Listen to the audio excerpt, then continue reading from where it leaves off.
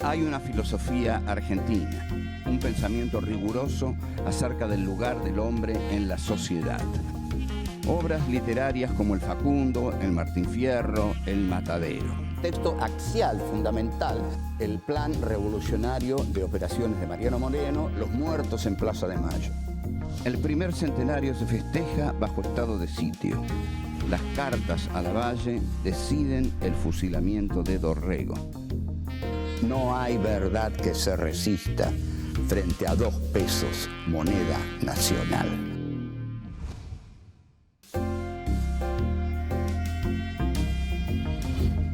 Encuentro 5. Esteban Echeverría, El Matadero.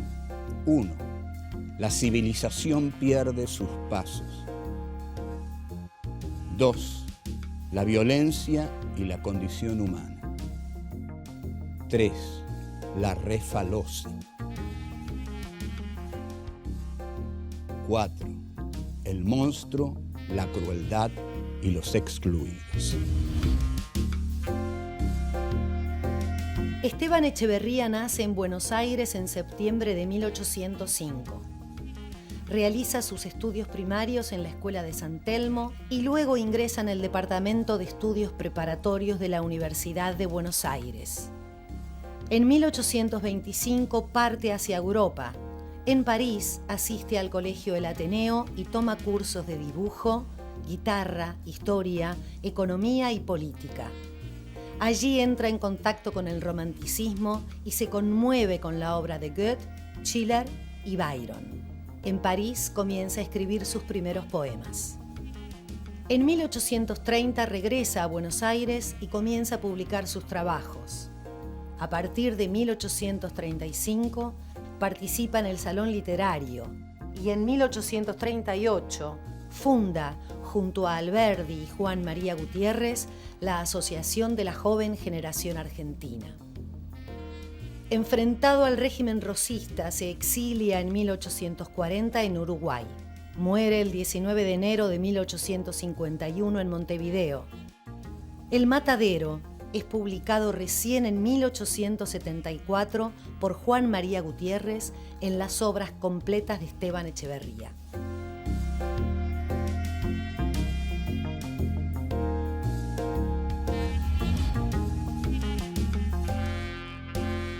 En 1835, don Juan Manuel de Rosas asume como gobernador de la provincia de Buenos Aires y asume también como el vengador de Juan Facundo Quiroga, que había sido asesinado en Barranca Yaco. A Facundo Quiroga le encuentran ensangrentada entre sus ropas la que es quizás el documento político más importante de don Juan Manuel de Rosas, que es la Carta de la Hacienda de Figueroa, que es una hacienda en la cual Rosas y Facundo se despiden y desde ahí Rosas le escribe la carta. En 1835, lo que estaba pasando en Buenos Aires, en el ámbito intelectual, era que se había creado en la librería de Marcos Sastre un salón literario. Este salón literario es quizás el de nuestra primera generación de intelectuales, ¿no? De hombres ligados a la cultura, a la élite cultural, cuya cabeza hegemónica es Esteban Echeverría, que había viajado a Francia y que había vuelto de París con todas las últimas novedades de la cultura francesa, más o menos como sigue ocurriendo de algún modo en el campo filosófico actualmente, que estamos todos muy al tanto de lo que piensa el último francesito de moda. Pero bueno, ahí llega Echeverría y en el salón literario se reúnen Echeverría, Juan Bautista Alberdi, José María Gutiérrez, Marcos Sastre, y me importa decir algo sobre Juan Bautista Alberdi. No hay que recuperar solamente al Alberdi de las bases y el crimen de la guerra. Está el Alberdi del fragmento preliminar al estudio del derecho, en el cual Alberdi le ofrece a Rosas, notable, le ofrece a Rosas ser su ideólogo. Es el primer gran desajuste entre un intelectual y un líder de masas. Rosas no lee a Alberdi y Alberdi termina exiliándose en Montevideo. El que es realmente agresivo con Rosas es Esteban Echeverría.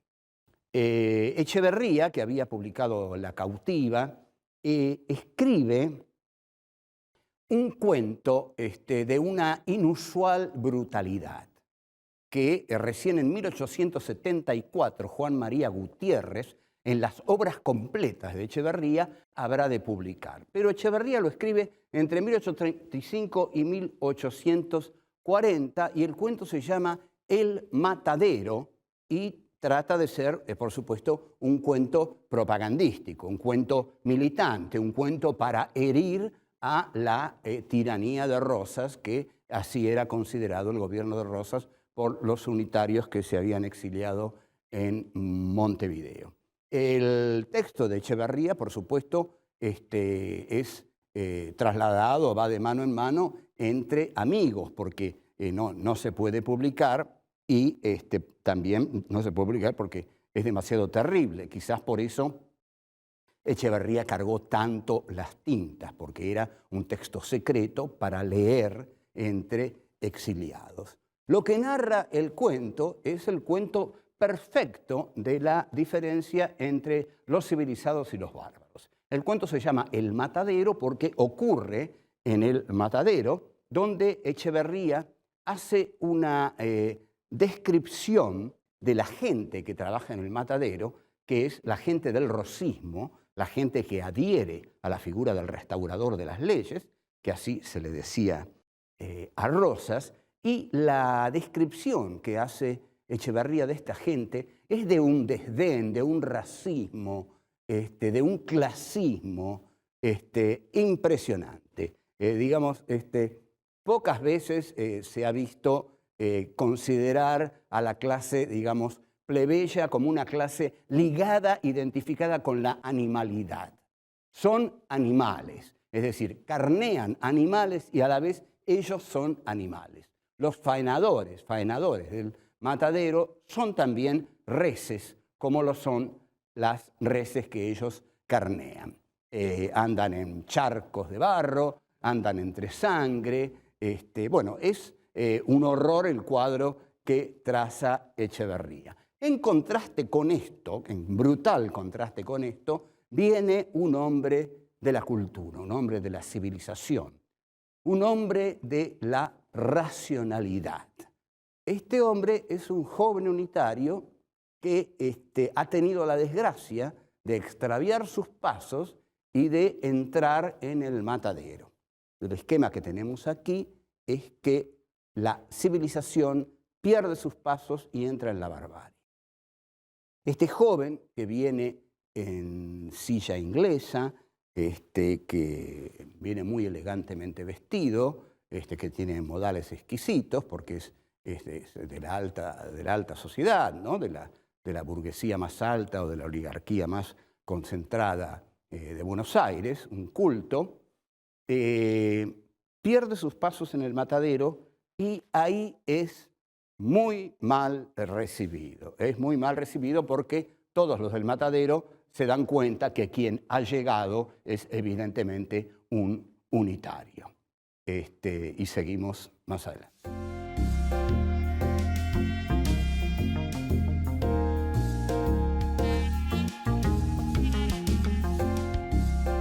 El cuento se llama El Matadero porque va a ser el matadero de las reses y el matadero del unitario.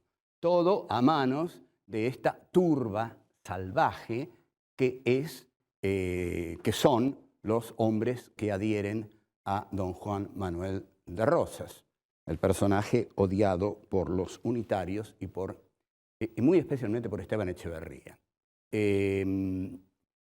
Entonces, el unitario es visualizado por los hombres del matadero. Aquí ya se produce un encuentro brutal. Lo ven, y ven que es una especie, que es un joven, que en realidad muchos ilustradores lo ilustran como el propio Echeverría, que viene montado en una cabalgadura de silla inglesa. La silla inglesa para Sarmiento en el Facundo va a ser muy importante, porque Sarmiento va a decir que si Lavalle hubiera hecho la campaña de 1840 en silla inglesa, la habría ganado. O sea, que estos elementos de la cultura europea son muy valorados por los hombres de la élite cultural de Buenos Aires. De modo que este joven unitario viene montado en silla inglesa. Y los del Matadero, que están comandados por un siniestro personaje que se llama Mata 7, apenas lo ven venir en silla inglesa, dicen, ahí viene un unitario. Ustedes noten la alegría que deben haber sentido los tipos del Matadero cuando se les viene un unitario, se les viene un juego, se les viene un tipo con el cual se van a divertir mucho. El unitario, como todo unitario que se enfrenta con la chusma, ¿no?, es muy altanero y los desprecia con sus gestos, con su mirada. ¿Qué quieren con él? ¿Cómo se atreven? ¿Cómo se le acercan? Y hay un juez en el Matadero que lo primero que le pregunta al unitario es lo más visible para un federal. ¿Por qué no trae usted la divisa punzó? La divisa punzó era un pedazo de género, punzó, que Rosas obligaba a que todo el mundo lo llevara, ¿no?, como identificación de su adhesión a él, a Rosas. O sea que había que llevar la divisa punzó. El unitario, como era unitario, es decir, como no adhería a Rosas, no llevaba la divisa punzó. Entonces, lo que responde el unitario también es tremendamente altanero. Eso, la divisa punzó, es para ustedes. Yo soy un hombre libre, no la llevo. Es decir, lo que le está diciendo, a mí nadie me impone llevar una divisa punzó porque yo soy un hombre libre. Y Mata 7, que sabe responder, le dice, bueno, nosotros a los libres la divisa punzó se la hacemos llevar a la fuerza. Lo cual es una contundente respuesta, ¿no?, digamos, al orgullo de la racionalidad iluminada, oponerle la fuerza brutal de la barbarie. Esto es lo que plantea Echeverría. Mata 7 y todos sus amigos son constantemente asimilados a la condición animal. Atención aquí, como el proyecto unitario era liquidar a todos estos gauchos bárbaros, es fundamental que no pertenezcan a la condición humana. Yo le voy a decir algo muy claro. Si usted quiere matar a alguien, lo va a matar más fácil si considera que ese alguien no pertenece a la condición humana. Por ejemplo, para Hitler, los judíos no pertenecían a la condición humana porque pertenecían a una raza inferior. Hay una famosa declaración, no quiero entrar mucho en esto, pero hay una famosa declaración del general Camps, jefe de la policía durante la dictadura de Videla en la provincia de Buenos Aires, que dice, nosotros no matamos personas, matamos subversivos. Entonces, el hecho de que Echeverría describa a estos hombres como animales está preparando el terreno para una represión feroz que el unitarismo de Buenos Aires va a llevar sobre las provincias.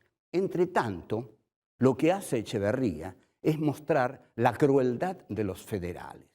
Atención aquí también, siempre que en un texto se muestra la crueldad del enemigo, es porque se está preparando y justificando la crueldad que uno, cuando esté en buenas condiciones, va a ejercer sobre ese enemigo. Entonces, a Echeverría, por supuesto, le interesa muchísimo demostrar que los federales son infinitamente crueles, porque luego ellos van a ser crueles con los federales. Los federales lo humillan al unitario, lo vejan, lo desnudan, algo que él no quiere aceptar de ninguna manera, y antes de aceptar estas terribles humillaciones, se produce un hecho inesperado. El unitario revienta de sangre, ¿no? Sus asesinos quedan sorprendidos por toda la sangre que tiene el unitario y por cómo ha reventado antes de que pudieran vejarlo más. Entonces, así termina el cuento, en medio de un baño de sangre, y Echevarría que dice, esa es la Federación Rosina y es en el matadero donde tiene su lugar.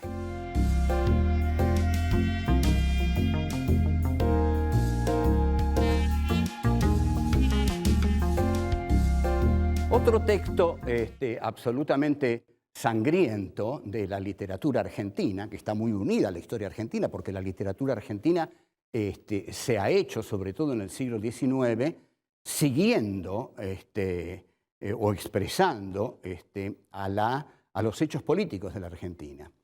Tanto es así que hay muchos unitarios que después de leer el Facundo de Sarmiento decían, ahora sabemos por qué luchamos. El texto que voy a comentar, que es también tremendamente sanguinario y que está en la línea del matadero, es La Refalosa de Hilario Ascasubi. Es un poema gauchesco con la característica que es un poema gauchesco escrito por un poeta unitario. En el matadero y en La Refalosa se va a basar un cuento de Adolfo Bioy Casares y Jorge Luis Borges, que escriben presumiblemente en Montevideo y que se llama La fiesta del monstruo. Es un cuento tremendamente antiperonista, porque justamente lo escriben porque ellos sienten que Perón es una encarnación de Rosas, ¿no? De aquí que se haya publicado luego de la caída de Perón el libro negro de la segunda tiranía. Ascasubi toma la voz del mazorquero y a través de lo que el mazorquero dice, Ascasubi va a mostrar la infinita crueldad de los hombres de la mazorca.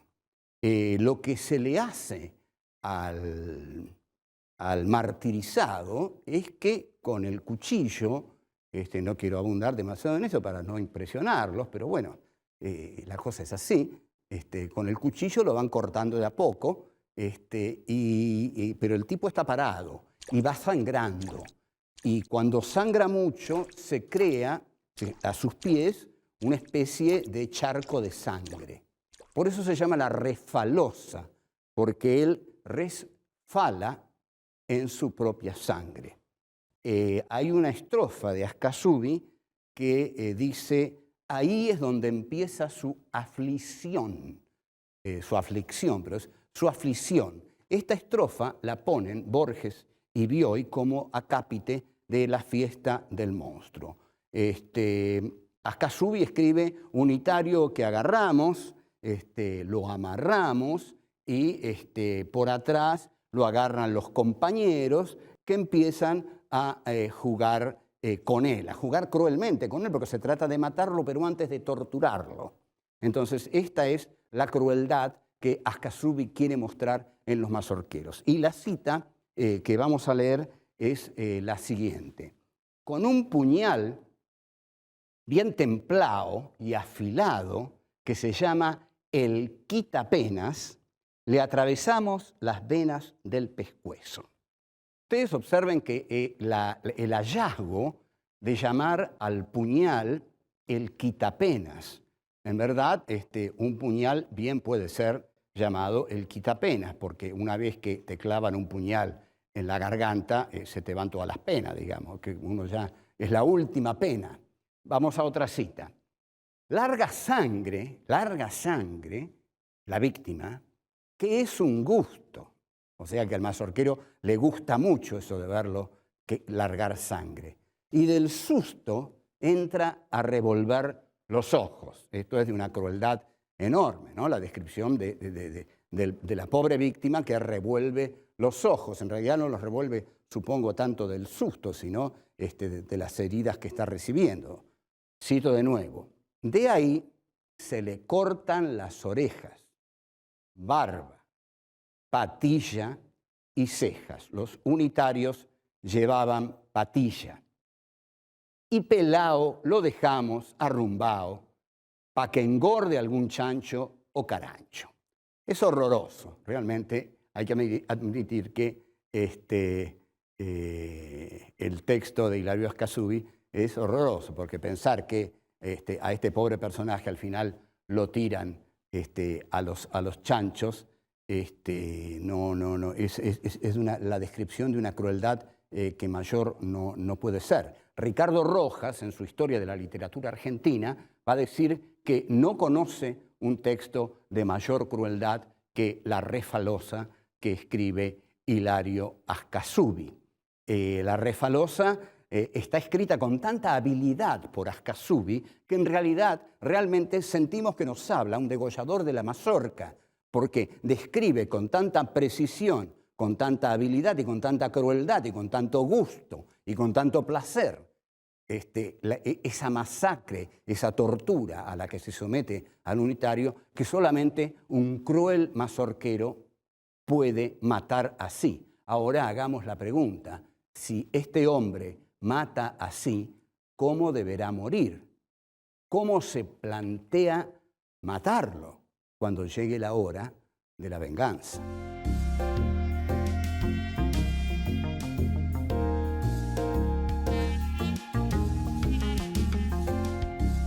La Refalosa y el matadero también es retomado por Bioy y Borges en el cuento La fiesta del monstruo. La fiesta del monstruo tiene el mismo esquema del matadero. Comienza, en efecto, como dije, tiene como acápite la frase «ahí comienza su aflicción», que pertenece a la Refalosa. Se publica en Montevideo a pocos días de la caída de Perón. Lo publica Emir Rodríguez Monegal, que es un poeta uruguayo, y el cuento narra, el cuento está estructurado así: es un muchacho peronista que le cuenta a su novia, la Nelly, cómo le ha ido esa tarde en que salió con sus amigos para dirigirse a la plaza en la cual va a hablar el monstruo. El monstruo es Juan Domingo Perón, que para Borges y Bioy está totalmente adecuado llamarlo el monstruo. Es decir, los muchachos peronistas van a la plaza a oír la palabra del monstruo. ¿Con quién se encuentran? Se encuentran no con un unitario, sino que se encuentran con un muchacho judío, porque el interés de Bioy y de Borges es decir que el peronismo es fascista, que el peronismo es nazismo. Entonces, ¿a quién le van a poner a la muchachada bruta y brutal peronista? A un sinagoga, como dicen ellos con cierta gracia, a un rusovita, a un miserable cuatro ojos, como dicen los muchachos de la pandilla peronista, y le piden que salude al retrato del monstruo, que es el retrato de Perón. El muchacho judío, al que ellos siguen llamando Quimicointas, Rusovita, se niega a hacerlo, un poco como el unitario de Echeverría, ¿no?, que se niega a hacer las cosas que le piden los bárbaros del matadero, y los muchachos peronistas, que son totalmente brutales, brutos y brutales en el cuento de Bioy y de Borges, comienzan a apedrearlo sin ninguna piedad, y Borges y Bioy describen con gran crueldad, en el estilo de Echeverría y de Ascasubi, cómo las piedras van desfigurando el rostro del muchacho judío, que iba con los libros, que no tenía, según dice el protagonista, la estampa del Deportivo, y hasta que llegan a la descripción más cruel de decir que la sangre era un chorro negro, la sangre de un chorro negro, y el protagonista dice: yo me calenté con la sangre, es decir, la sangre lo excita, el asesinato lo excita, hasta que cae muerto. Cae muerto y le siguen tirando piedras a un muerto, y Borges y Bioy escriben una frase tremendamente dolorosa, porque dicen: le arrojábamos piedras que ya no le dolían. Entonces, agarran esto muy bien, supongo. le arrojan piedras que ya no le duelen, porque le arrojan piedras cuando ya está muerto. Hasta este punto llega la crueldad de estos jóvenes peronistas. Y aquí es donde uno vuelve a preguntarse lo que me vengo preguntando constantemente. Cuando se marca esta crueldad en el adversario, ¿no se está preparando la propia crueldad? ¿No es la justificación de la propia crueldad? Efectivamente, a partir de la llamada Revolución Libertadora, se ejerce una enorme crueldad sobre el movimiento peronista, ¿no? Sobre todo a partir del artículo 4161, en el cual se impide nombrar a Perón, se hace desaparecer a Eva Perón, en fin, se masacra a 28 militantes en José León Suárez. Y la teoría del cuento es que los adherentes a Perón eran monstruos manipulados y que no eran humanos, eran monstruos manipulados por otro monstruo, por el monstruo, y el monstruo es Perón. Los tres textos que nombré están destinados a exhibir la extrema crueldad de los sectores populares, pero ocurre que luego los sectores no populares, los sectores del poder, cuando deciden ejercer la represión sobre los sectores populares, son tan crueles como ellos han demostrado que son los sectores populares. Es decir, estos cuentos, quizás estos relatos, deberíamos analizarlos como relatos destinados a justificar la venganza, destinados a justificar la violencia que el país de los cultos va a ejercer sobre el país de los excluidos y de los marginados. El cuento de Borges, yo quiero marcar claramente esto, no debe ser interpretado de ninguna manera como antiperonista, ni como un poema peronista. Digamos que desde aquí, ¿no? Con toda buena voluntad y apertura de corazón, propondríamos salir de una vez por todas de la antinomia peronismo-antiperonismo. Habría que pedirles a los antiperonistas que no se empobrezcan tanto odiando hasta tal extremo o despreciando hasta tal extremo a un movimiento político que tuvo una enorme riqueza e importancia en la Argentina. Y a los peronistas que no crean que representan naturalmente a la patria, a la soberanía, al pueblo, sino que los otros, los que no son peronistas, también representan algo esencial del país. O sea que debiéramos salir de esta antinomia como debiéramos salir de muchas antinomias para poder vivir en una democracia plena, llena de conflictos, pero que respete fundamentalmente la identidad del otro. Bueno, chao, hasta luego.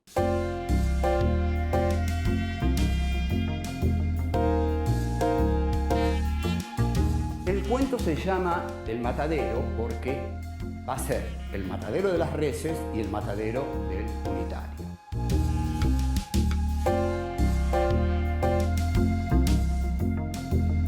Nosotros, a los libres, la divisa punzosa la hacemos llevar a la fuerza.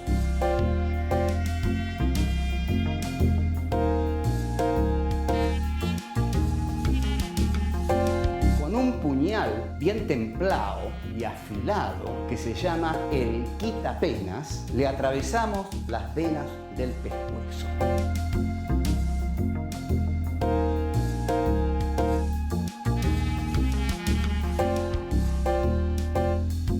Cuando se marca esta crueldad en el adversario, ¿no se está preparando la propia crueldad?